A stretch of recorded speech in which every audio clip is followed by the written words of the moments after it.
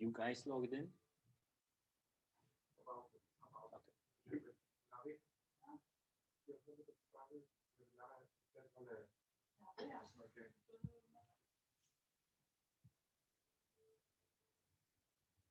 Are you seeing when people are logging in, Iga? Yes, we can start now.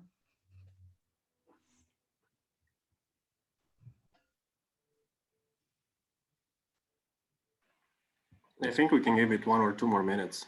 Just great. 38. We have 38 participants already, but let's maybe wait 1 or 2 minutes.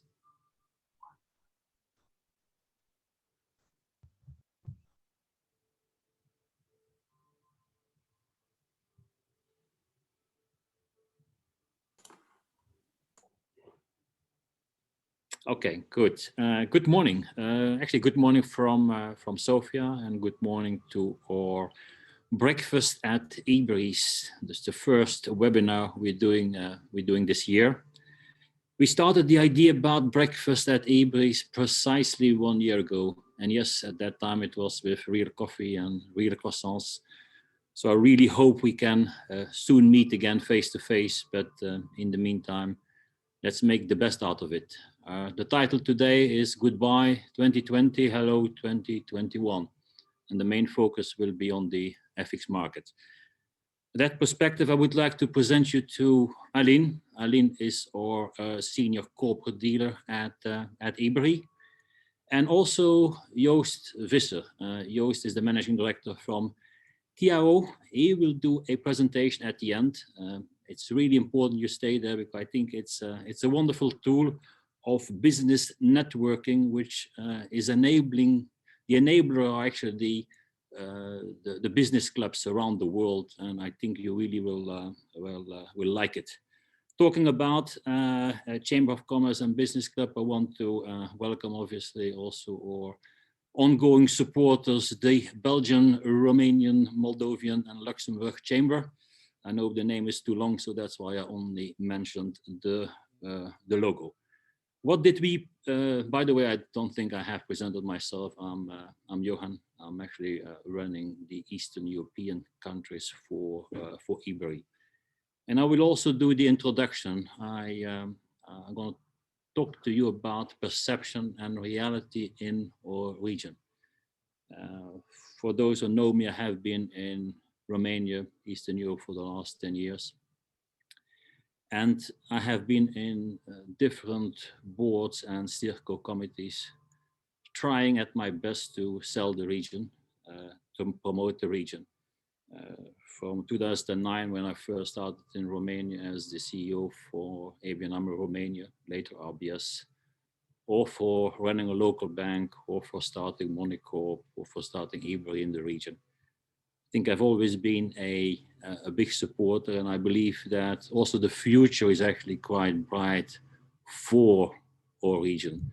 And that's why I actually want to show you 2 slides, which I presented recently to the senior management in EBURY.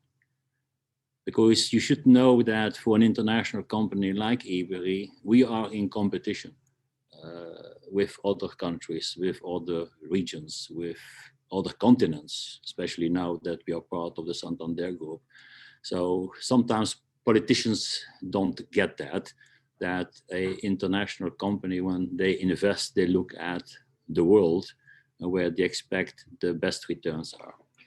And yes, there is a certain perception about Eastern Europe, but I think there's the other part. And I want to show you a little bit what I believe is great for our region and why the next decennia will be great. I'm not sure if you know, but Eastern Europe, we have 12 unicorns. Now, unicorns are private companies valued more than $1 billion. You see some of them you recognize probably, like Skype or TransferWise, and then UPAV in Romania. UPAV itself valued more than 3 billion. 12 is quite a huge amount. As a Belgian, I know what I'm talking about. I think in Belgium, we still looking for the first unicorn. But also the startups, the future, the digital, the IT companies. I took that article, and I'm looking now in the middle of the presentation, in the Financial Times late December, and you see the market share, the growth in Central and Eastern Europe, where in 2020 we grow from about 8-9% to about, well, no, 6% to about 14%. And we're actually the only region, the only country in Europe, I'm now excluding the UK, that is actually really growing, and almost 15%. It's great, and I'm sure we'll get closer to 20% in the next 1 or 2 years. And then there was all those other great companies. Yeah, if you talk about Romania, we see the EMAGs, the Bitdefenders, but also here in Sofia, Waltopia, for those that are in the climbing business, climbing walls. I mean, they have 60% market share globally, or Scale Focus. And we probably ask if all those clients are all those companies are already clients of EBURY. Well, I can tell you some of them definitely are, and I'm sure in 2021 we'll add more to our more client list.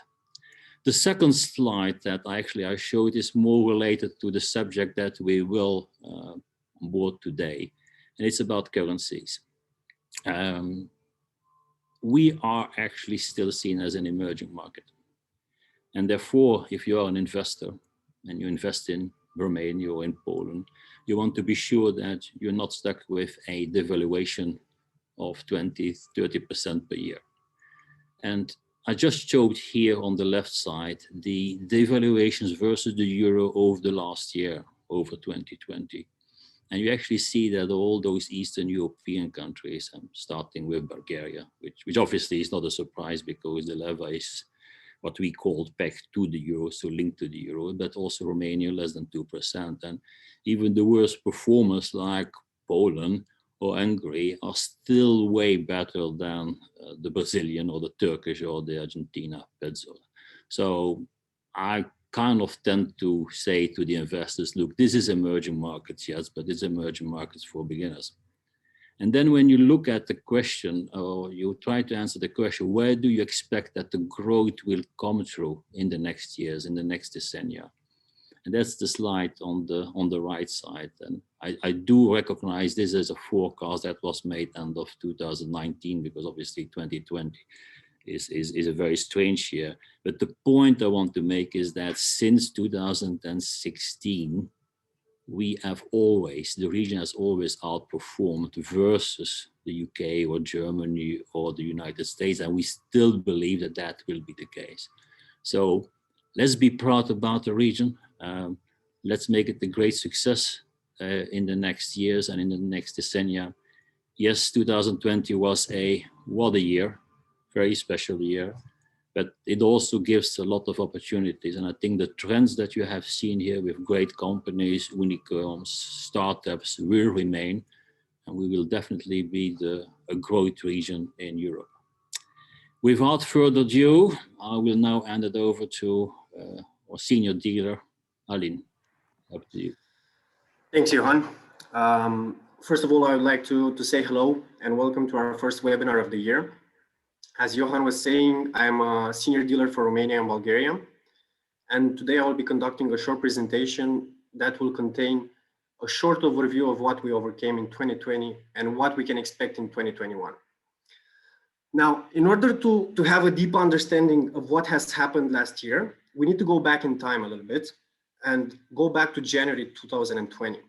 2019 was a year in which all major economies continued to steadily grow. And everybody was pretty much getting ready for the 12th consecutive year of growth after the 2008 financial crisis. The US economy was going for the longest period of time in history of continuous growth, managing to do it for more than 11 years. So 2020 was actually a year like no other before. The first 2 months of the year were actually focused on developments of the COVID-19 virus in China. And as the pandemic progressed, the virus started spreading all over the world, reaching Italy in the beginning in February 2020, and from there just spreading throughout the whole continent in Europe. In less than 2 weeks, all economies shut down, closed their borders, and we had to switch from working 100% from the office to working full-time from home. The evolution of the pandemic in the beginning was different from one continent to the other. Like initially, Europe reacted better than the US in trying to contain the pandemic. And they have taken the decision to set everybody on lockdown. And this was done as soon as cases started to go up. In the US, there was a short delay of a month, and this was mainly due to the fact that President Trump was extremely optimistic in the beginning, calming people down and telling them that, look, the virus is here, but it will shortly disappear. It will be like a miracle, and in one day it's just going to be like poof, out in the thin air. So I think this was worth mentioning because the reaction to the pandemic was also different from one economy to the other. And I would like to start with the United States, because in the United States, the economy shifted dramatically in less than 2 months. The unemployment rate moved from the lowest unemployment rate in 50 years to the highest unemployment rate in 80 years, growing from 3.5% to above 21%. And this has created a lot of panic among investors who have decided to run away from risky assets and take comfort into safe haven currencies. Now, the market reacted and euro dollar reached its lowest level in the last 3 years, breaking below 106.50 in March. The dollar gaining more than 7% against the euro in less than 2 weeks. The Japanese yen and the Swiss franc also followed the trend, and they gained more than 5% against the euro as an initial reaction to the pandemic. On the stock market side of things, the stock market started crashing as of 20th of February until the 7th of April. And it has caused a very short-lived bear market where we had daily drops of even more than 10%. And this trend changed in the beginning of April, starting with the 7th of April, as economies in Europe started to reopen and the stock market re-entered a bull market, which continues today as well.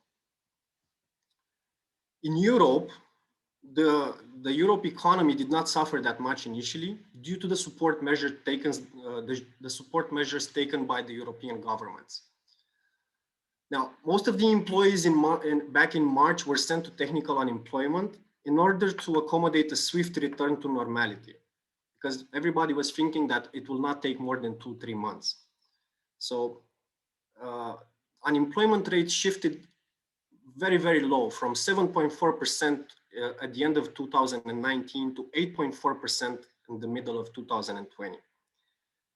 And the reaction for the common currency for the euro against its G10 peers was losing ground roughly 4 to 5%.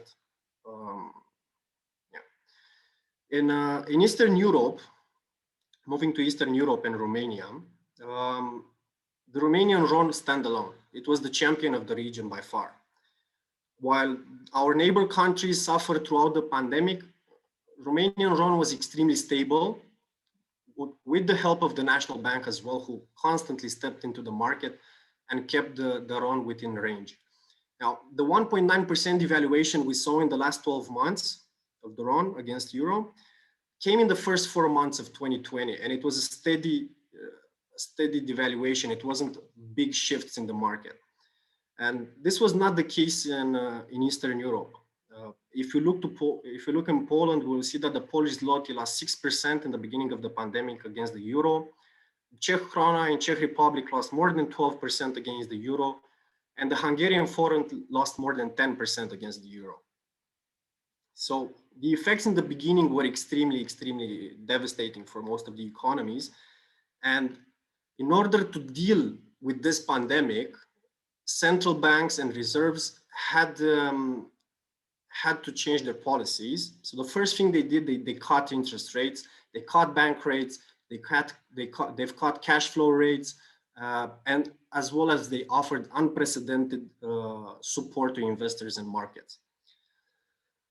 The Federal Reserves moved first, cutting rates from 2.5% to 0% back in March, having the biggest cut since the 2008 financial crisis, and launching a $700 billion massive stimulus package in order to shelter the economy from the effects of the pandemic. The Fed printed in 2020 alone $3.5 trillion. So there was a lot of stimulus coming from the Federal Reserve. In Europe, the ECB kept rates steady. They didn't touch them, but to be honest, it is extremely difficult to further cut rates when you're already at minus 0.5%. So what the ECB did in the beginning was they started with a 750 billion euros stimulus package, which has been increased throughout the year to 1.5 trillion euros in total. In Romania, the National Bank of Romania followed the same trend, and they've cut rates 4 times in the last 12 months, lowering the interest rates from 2.5% to 1.25%, with the latest cut coming on 15th of January this year. So this was pretty much the initial reaction to the pandemic. And as economies reopened in May and people starting to go back to work and industries reopened as well, the markets shift. And the markets shift a lot at the end of 2020. Now, this was mainly driven and caused by the positive news coming from the big pharma companies in regards to the COVID-19 vaccines.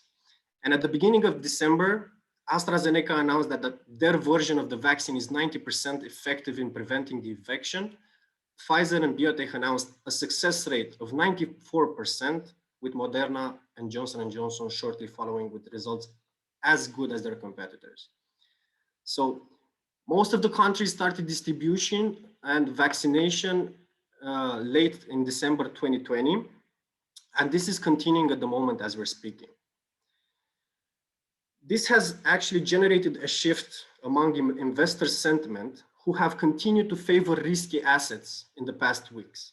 Looking past the second wave, because numbers of COVID cases have increased in the last couple of weeks, but investors are not extremely concerned about this. Now, the market participants have been extremely positive in the last 3 months. First of all, because Joe Biden has managed to secure his victory in the US presidential election, as well as to the progress made towards the COVID-19 vaccines. And as vaccinations started to roll across Europe, the ECB came out and said that they're hoping to return back to an economic normality in the middle of 2021. Now, what this has caused is, this has generated a lot of optimism among currency traders who initially dumped the safe haven flows, such as US dollar, and moved again to emerging markets and riskier assets. And this has taken the parity euro dollar to levels as high as 123.50. On the RON side of things, the RON finished the year flat as a pancake, as we call it. Euro RON traded slightly below 487 in December, exactly as it did in the last 9 months of the year. So there was not that much movement on Euro RON. On the dollar side of things, dollar RON ended the year 10% lower than it started. And it has been trading in the last 12 months between 394 and 456, more than 15% volatility. This was actually driven by the USD devaluation against the euro, because euro dollar moved in 9 months from 106.50 to 123.50. And this was the main thing that moved dollar RON as well. On top of everything, on top of the pandemic, the world economies also had to go through Brexit. And this has been an extremely difficult and longevous process that started back in 2016, when the UK decided to leave the European Union after a national referendum. Now, 3 prime ministers later, and Boris Johnson managed to deliver in the end Brexit. So as of 31st of January 2021, the UK will no longer be part of the European Union, and they will start a 11-month transition period. So Boris Johnson managed in the end to salvage Brexit and to deliver it to the population after 15 months of negotiations with the European Union. And this was done actually when no one thought that a deal can be reached. And the most probable scenario in the markets were another delay. Now, although he delivered Brexit, he had big troubles in containing the pandemic. The UK has spent most of the year on lockdown. And as of September, a new mutation of the virus started spreading across the country. In December, Boris Johnson opened the economy in the beginning of December, and after only 1 week, he had to close it back with even more rigid and stricter restrictions because the number of the new virus, the number of cases of the new virus was increasing dramatically. And this has actually generated a lot of losses to their economy because the UK economy suffered in the last 12 months a lot.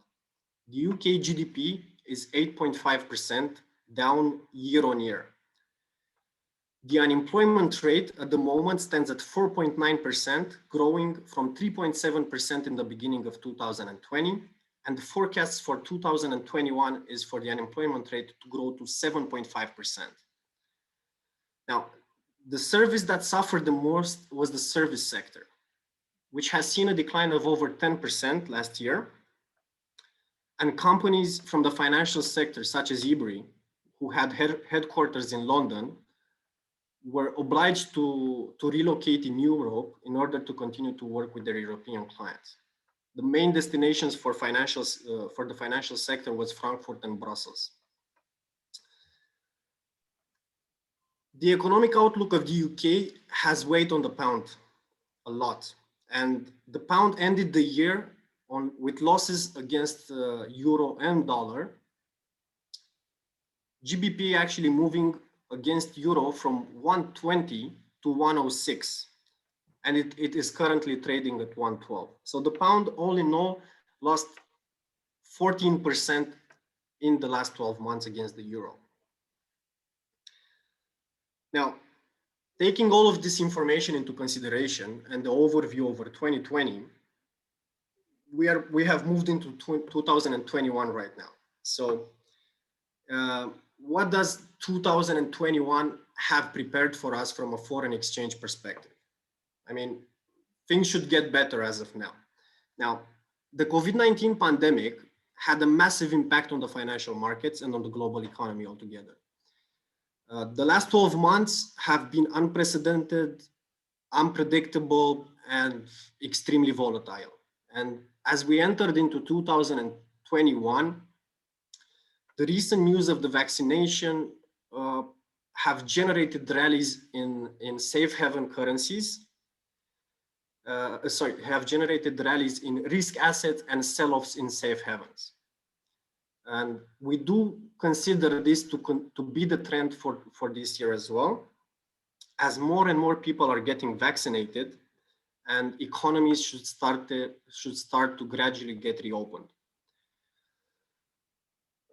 But one question I got at some point was, what if 2020 was actually only the teaser for what is about to happen in 2021? And I think in order for us to have the answer to these questions, we need to look ahead at the risks we have in 2021. And one of the main important questions that the FX markets is having at the moment is, what should we expect from a Joe Biden presidency? Now, at the moment, President Joe Biden took office on the 20th of January, and his first plan is to get 100 million people vaccinated in the first 100 days of office, which he is on track at the moment, with more than 20 million Americans being vaccinated in the last month. Now, Donald Trump, the ex-president, left the White House last week in a rather surprising way, being extremely quiet. because with most of social media platforms blocking his account at the beginning of the year, there was not that much coming out of the White House. A fun fact, actually, that is, I think it is important to mention, is that after Trump's accounts got blocked, the fake information regarding a fraudulent election have decreased by more than 73% in 2 weeks. So I think that answers a lot of questions regarding how fraudulent the elections were. Now, Biden's win, together with the fact that the Democrats have took control at the moment of Senate in January, have increased the chances of a larger stimulus package in the United States, and have also led to a less protectionism than the Trump era. Now, both of these things are extremely supportive for risk assets and for the risk sentiment. The current discussions that are taking place in the US at the moment are for a $1.9 trillion stimulus package, which is being stuck at the moment in Congress, but most senators have come public and said that they do expect to pass the legislation before the 9th of February. Another thing that the FX markets will follow very, very closely in 2021 will be what will be Joe Biden's approach towards China, and what will be the relationship between the US and China with Joe Biden as president. And in regards to China, Joe Biden mentioned at the end of December that he's looking for support and coalitions from other countries in order to hold China accountable for its abuses on trade, on technology, on human rights. And the negotiation that will be taking place between Biden and China, I mean, Biden will most likely try to make sure that the trade deal they agree will be supportive, and it will be protecting the American workers.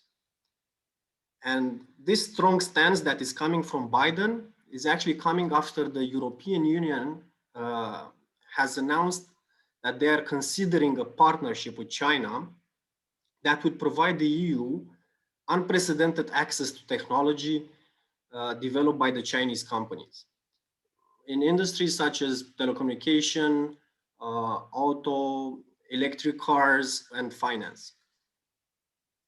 So most of the financial markets will follow very, very closely what will be Joe Biden's plan this year and what measures he will be taking moving forward.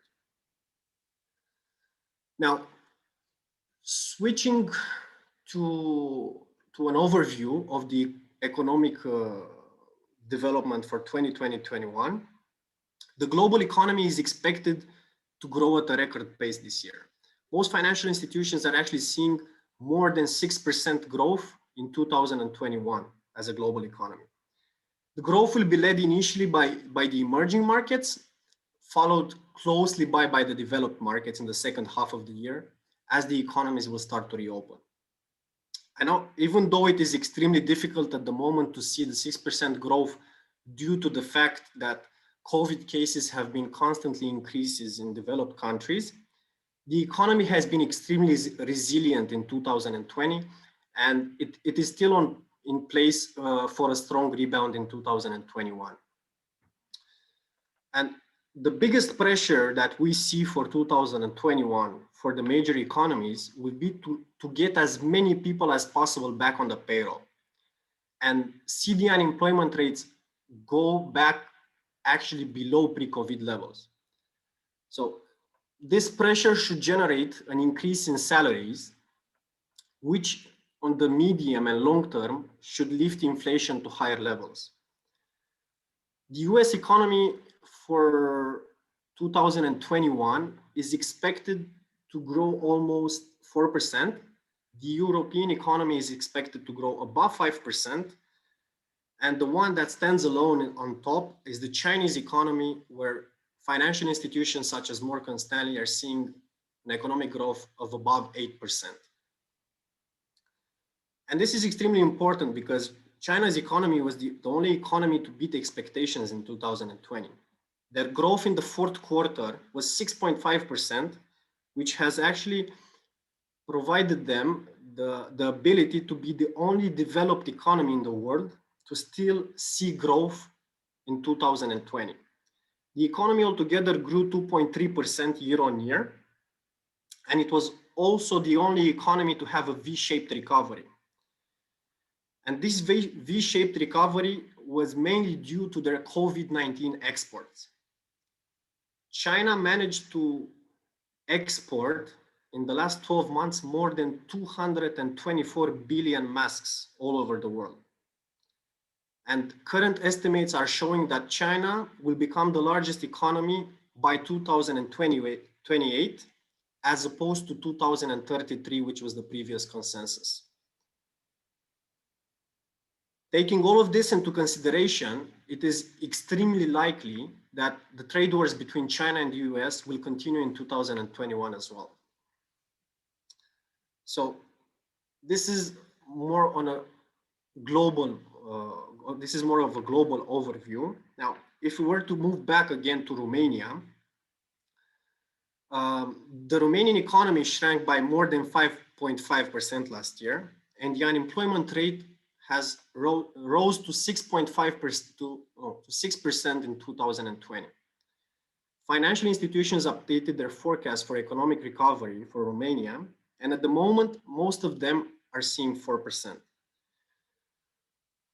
The big question that was raised in regards to the Romanian economy was how long, not if it's going to be a V-shaped recovery, but how long it will take for the economy to recover to levels before that we've seen actually in 2019.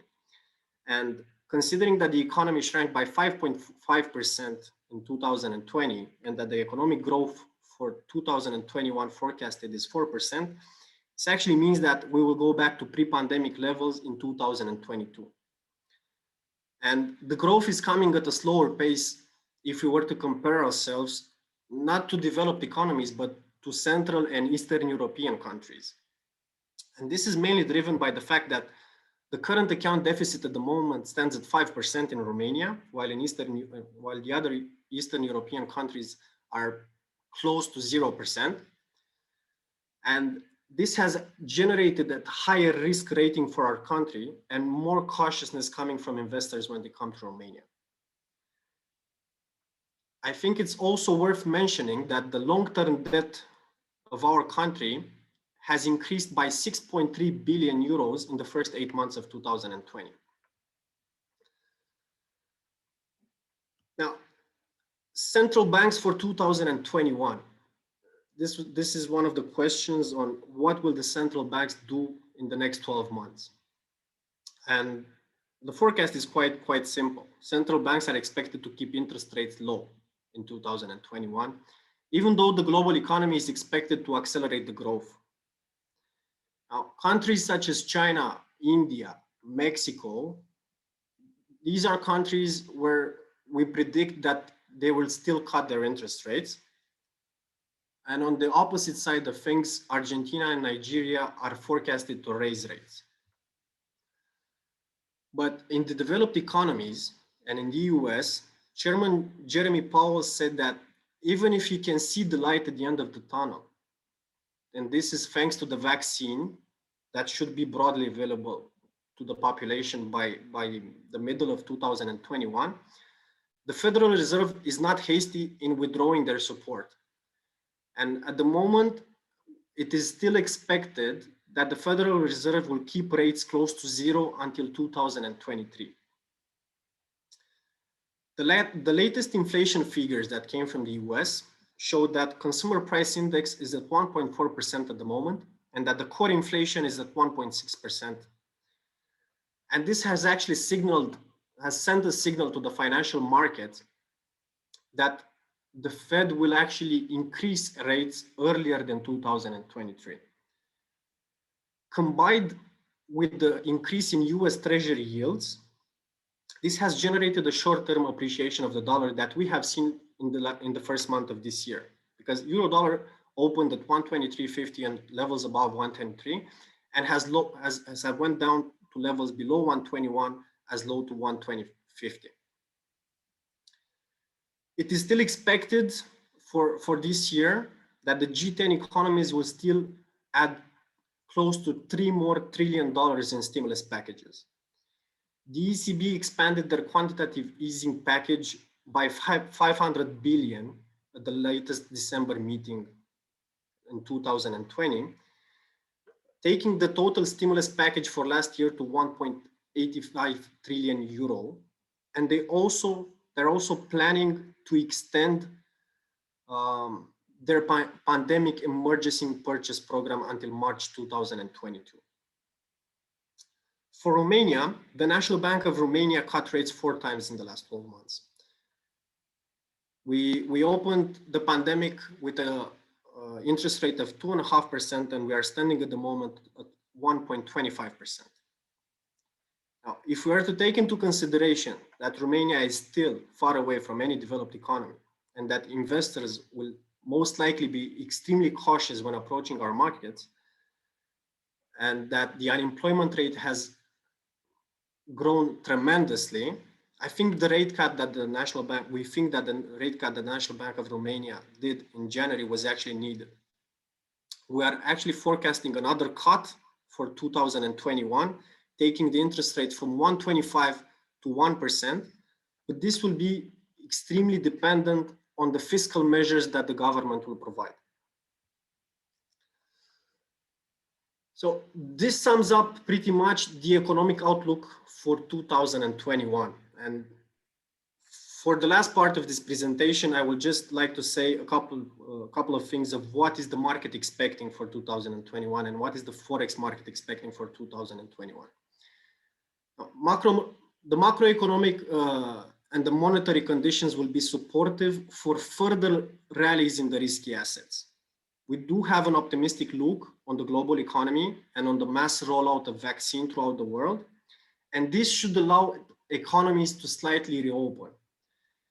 We think that most of the economies will gradually start reopening as late as end of April, when most of the population and most of the critical mass should be vaccinated by then. This should trigger an increase in economic activity in the second quarter of 2021. So the first quarter is still going to be low, but as the second quarter, we're seeing the economic growth growing at a faster pace. Now, the countries that have imposed the strictest restrictions should see their economies bounce back the fastest once the measures will be lifted. Countries such as the UK, the US, Europe, Mexico, where the measures that have been taken were actually the toughest, will have the fastest recovery. On the contrast, countries such as Australia, New Zealand, should see a low recovery as they already have opened their economies to a much greater extent than we have did. And in regards to the FX market, and in regards to the US dollar, because this will be the most traded currency by our clients as well, we're still seeing a continued sell-off for the US dollar in 2021. Our analysts are not ruling out some USD appreciation in the first quarter, in the short term, but the overall trend, we feel confident that it's going to be downwards. And the drivers behind the USD devaluation are quite obvious. We're looking at money printing, we're looking at inflation, we're looking at economic recovery, and on loose monetary policy. Our company's view is that euro dollar will be stabilizing above 125 by the end of the year, while most financial institutions are seeing the parity closing around 130. Kit Jukes, who is actually the chief economist for Societe Generale, has said that the dollar is still overvalued by 10% and that the trading range where euro dollar will be stabilizing over the next 2 to 3 years will be between 125 to 135. The most bullish financial institution in the market by far is Citi, who on the long term is seeing euro dollar breaking above 140. So this is pretty much on the euro dollar side of things. Now on the RON side of things, we expect the parity to continue the upwards trend. And we do share the market view of all the financial institutions that the RON will continue to steadily devaluate against the euro. In the first 6 months of this year, we see Euro-RON breaking above 4.9, as the National Bank of Romania will slightly allow the devaluation of the RON. And in 2020, the devaluation of the RON was only 1.9%. Considering the pressure, we do think that the trend will continue at a higher level this year. So we do expect the devaluation for the RON in 2021 to be bigger than the one it was in 2020. And this pretty much sums up our overview of what should we expect in 2021. And as the last idea and as a summary of everything, I think it is worth remembering the following things. Risky assets will see growth, while safe haven assets and safe haven flows will see a sell-off. We do see on the medium and long term further USD devaluation. And we do see a sharp economic recovery in 2021. Will things actually get only better? I think that is still extremely difficult to say, but we should have more clarity in 2 to 3 months after we see how many people got vaccinated worldwide. One thing that is still for sure is that uncertainty will still dominate the financial market this year. And we're still going to see a lot of unpredictability and a lot of volatility in the foreign exchange market. And with this, I finish my presentation. And thank you for the time. And I think we can open it for questions if there are any questions. If I can propose maybe something, I think I would prefer to move on to Joost. Again, if you have questions, feel free to use the chat. And then at the end of all the presentations, we'll have a live Q&A session. So, but thank you, Lynn. And Joost, please, the floor or e-floor is yours. Thank you, Johan. I'm gonna share my screen. You can see my screen? Yes, we can.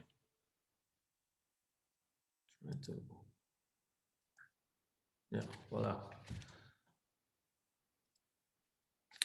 So good morning, everyone. Thank you, Johan and the EBURY Eastern Europe team for inviting me to speak at this breakfast at EBURY's webinar. I am the co-founder and CEO of Ciao, the Brussels-based company behind the Connects platform. When we speak about foreign exchange, we speak about international trade. Connects is a digital platform for chambers of commerce and their members around the world. On Connects, chambers and their members can find potential new business relations and collaborate together online. Every company on the platform is either a member of a chamber of commerce or vetted by a chamber, which makes it a safe and trusted space to do business online.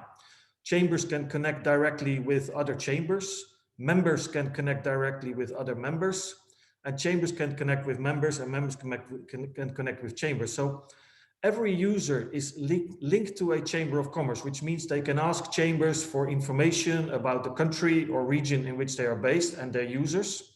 But chambers can also provide introductions and local support. Today we have over 40 chambers in 30 different countries on Connects and more than 23,000 of their members in over 80 different countries in Europe, the Americas, Asia and Africa. In Romania, we have BEROC, the Belgian, Luxembourg, Romanian, Moldovan Chamber of Commerce. And we also have AmCham Romania and BritCham Romania. And we're very proud with their partnerships. So what will 2021 bring in terms of international business development for small and medium-sized companies? Like Aline said, initially, probably a bit more of the same in terms of lockdowns in the beginning of the year, but hopefully an economic rebound when we reach the point where sufficient people will have been vaccinated so that we can move around freely again. COVID-19 has been a great accelerator in terms of digital transformation of business. More and more business is now done online, and more business relationships are entirely developed without people having to meet in person or being able to meet in person. And this means that to succeed, many companies need to adapt to a new way of doing business and become more resilient. COVID-19 has also woken up everyone to the fact that long and complex supply chains are risky and need to be made more resilient as well. And that's where Connects plays an important role. Our motto is, it takes a community to build a business. This is what Connects is all about, building lasting relationships that are mutually beneficial. No single company or organization can succeed in isolation. Every successful business needs clients, suppliers, and partners. Every chamber of commerce needs members, suppliers, speakers, knowledge partners, and service providers. We launched Connects as a matchmaking platform, but we soon realized that a match is often the outcome of a longer process. People do business with other people they know, like, and trust. And a business relationship usually develops in that order. And that's why we decided to add community management features. This enables chambers and their members to exchange information, share best practice, and collaborate in working groups, run events in the same safe and trusted space, developing lasting relationships between all participants and enable all participants to form communities in which they can help each other to be successful and become more resilient. Now, for a business community to be successful, it is important to create the right environment and have the right participants. Communities can only thrive if the environment is inclusive, accessible, and helpful. That's why chambers of commerce, such as BEROC in Romania, are ideally placed to host and facilitate business communities in a digital space. The members of communities, they need to have a common purpose, actively participate, and have goodwill. It's a question of give and take. The more active you are in a community, the more helpful you are, the more you get in return. So, like I said, it takes a community to build a business. A successful business community is a place where business, purpose, and people come together. And that is where we have positioned Connects. So I invite you all to join Connects for a free trial if you are not already a member of any of the chambers I mentioned. If you're interested in joining as a chamber or interested in creating communities yourself, please contact me or people from the participating chambers. Thank you very much. Thank you, Joost. And yeah, I mean, it's actually a cool platform. To be honest, I first thought, well, yeah, well, what's the difference between LinkedIn and Connects? But I think here you have a more, I would say, trustful environment because it's the chambers out there, and so you have more people to support you. Yeah, so please get it as a trial. Again, if you are a member already of the chambers, that's included in your membership fee. Aline, I think we have one question, and because it's on the run, I think it's best to answer that live. Yeah. So the question is, do we have an estimation for RON versus Euro in second half of 2021? Our forecast for the second half of 2021 is for Euro RON of 4.9. Third quarter for 2021 is for 4.92, and for the fourth quarter, sorry, it's 4.94. So yeah, I think if I just can add on to it, I mean, I've been now in Romania for the last 10 years. If you actually would look at it from 2009 to now, you can almost put a straight line through it, and there's an average devaluation of about 1.5%. Now, last year was actually, despite everything, relatively stable, except exceptionally flat actually at the last quarter. So we foresee a little bit a more stronger devaluation than probably we had seen over the last month. So therefore our forecast.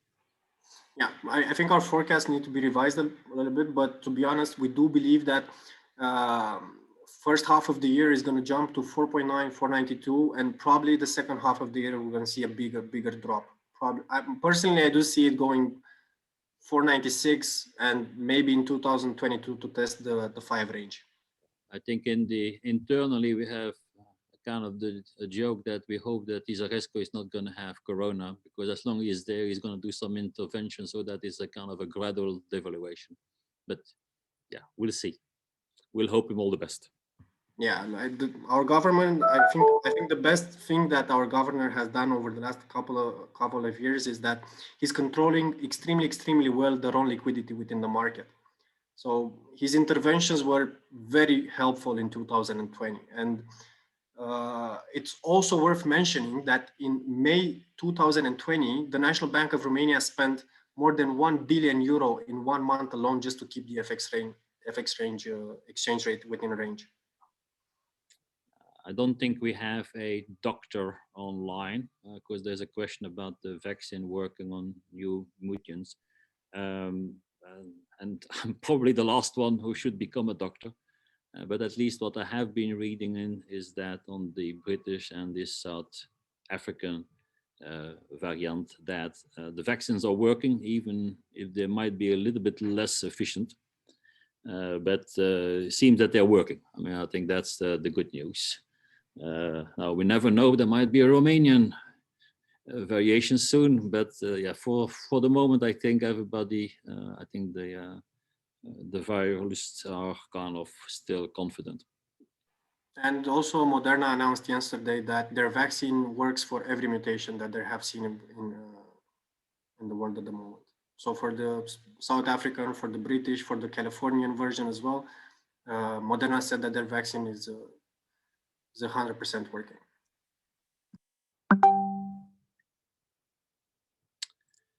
Good. Well, look, I think if there's no more question, I first want to really thank you for participating to our breakfast at EBURY's.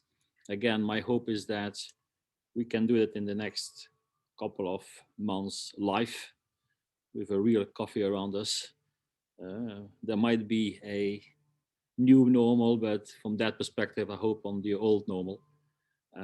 Really thank you. I mean, you have met here now, Aline, Joost. Feel free to contact us for any questions you might have.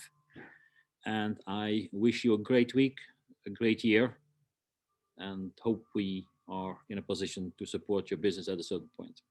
All the best. Thank you all. Thank you. Thank you. Go on, Aline. Thank you.